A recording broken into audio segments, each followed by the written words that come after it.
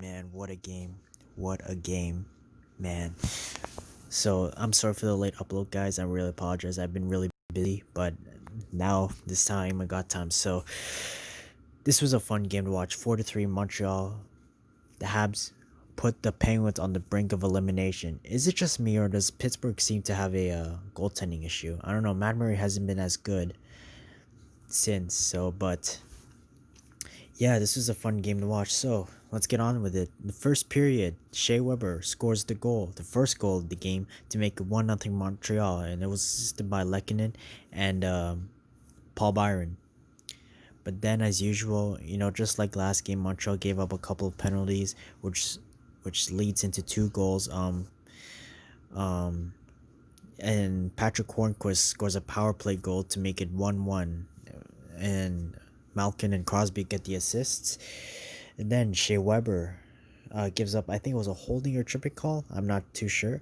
I don't really remember. But Jason Zucker scores the power play goal, assisted by Rust and Marino. So the Hornquist goal happens in 8:40, in 8:40 in the first period, and then the Zucker goals happens 1 minute later, 9:40, in the first period. In the second period, 5:34, Luger scores the 3-1 goal. So it's 3-0, 3-1 the Pens, which looks like they're on the brink of actually winning the game, but nope. Jonathan Drouin, yes, my boy Drouin, scores 3-2, assisted by Ben Sherratt and Shea Weber at 10:13 in the second period. So Drouin this should get his confidence back up. I mean, yeah, I think his confidence is back up. So yeah, he should be able to play better in the next game. Paul Byron scores the tying goal in 15:50 in the second period to make it 3-3 the Habs, and that's when Montreal started turning it around in the third period, because Petrie scores the game-winning goal 5:33 in a weird-ass angle. I mean, that was a beautiful snipe by Jeff Petrie. It came from the side of the net. He scored from the side of the net, which is crazy, and even Murray isn't even able to save that. So yeah, it's 4-3 Habs. Really cool. The team stats. The Penguins were out shooting the Habs through the whole game, but not by a lot. I mean, it was only 33 shots for the Penguins and 31 shots for the Habs, so not that far off.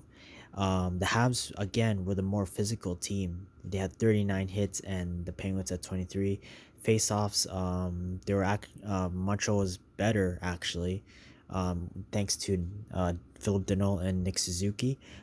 Face-off percentage, Montreal was higher, 52.2%, and while the Penguins were 47.8%. The power play opportunities, Montreal had more power play opportunities. Sadly, they didn't get a power play goal. While Pittsburgh had two, like I said, from Hornquist and I think it was Zucker or Brian Rust. And power play percentage, Montreal 0, 66.7 for Pittsburgh, and no shorthanded goals. I apologize for that if I'm stuttering, guys.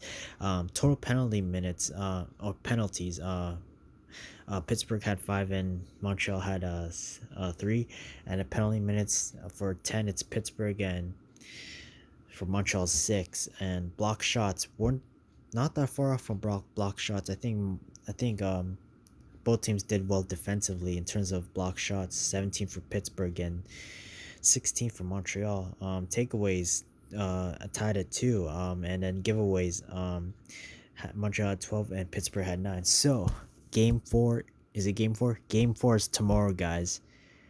Who's excited for game 4? This should be really interesting. I mean, Pittsburgh should be squeezing their sticks really hard after what happened in game 3, which also kind of sucks, because if Pittsburgh does lose game 4, which starts at 4 o'clock, by the way,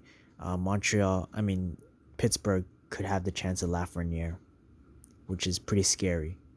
Man, it's pretty scary. So I'll see you guys in game 4. Go Habs, go.